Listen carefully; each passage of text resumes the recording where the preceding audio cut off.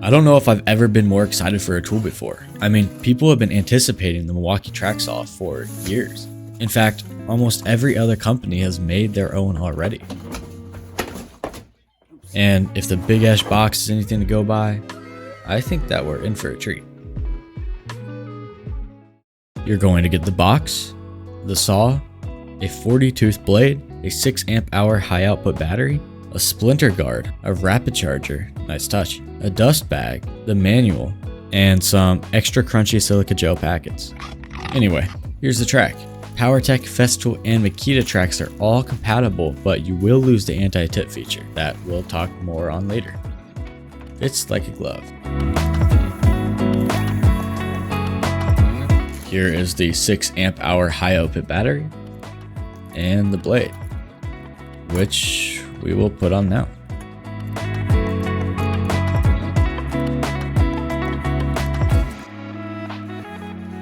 Let's pop on a battery, set the depth, and cut something.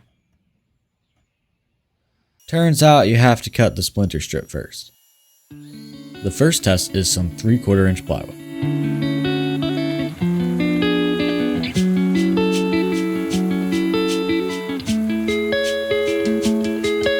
And that was way too easy, so let's move on to some white oak. No problem.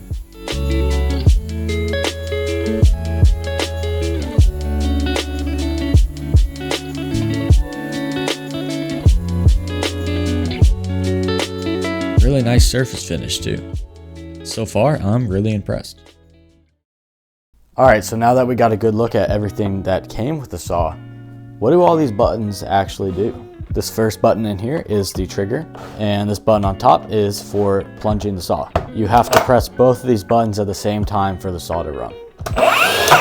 This button right here is for keeping the blade from spinning while you change the blade. And there's another one over here. You have to take off the battery to get to it.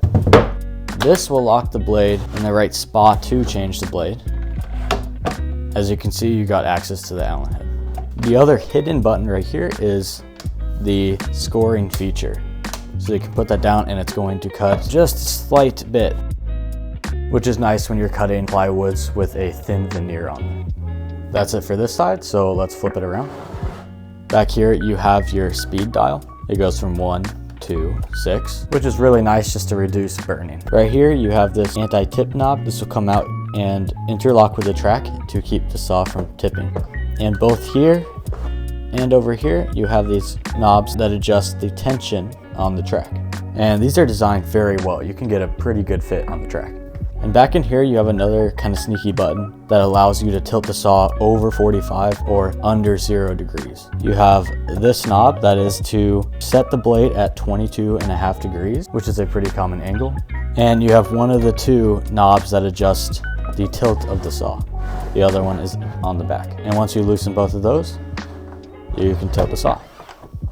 I'll go back to this little button here. You can push this in and it will lock below 0 degrees. Or you could go way over past 45 to about 48 degrees. One of my favorite features on this saw is the depth setting gauge here. And it's designed very, very well. And you have two lines here. One is for the track and one is for without the track, because you can actually use this without the track with no problems. And up here, you can fine tune the depth. Let's say if you wanted it 1.5 inches and you found it was a little bit off, you could adjust this here. And then when you plunge, it would go perfectly to that knob.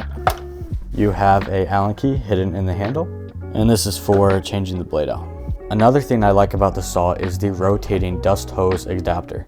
And this works really well when you want to go off the edge of a piece this way, or you could send the hose the other way, which is actually more useful than you might think. Overall, it's just built really, really well. So yeah, this is an awesome saw, and at the time of recording, I've been using this saw extensively for a few months. It's cut a lot of OBS making gussets for roof trusses, and it was able to cut across 4 or 5 of them at a time, making it the perfect tool for the job. I highly recommend this saw. Anyway, like and subscribe if you enjoyed the video, and have a great day.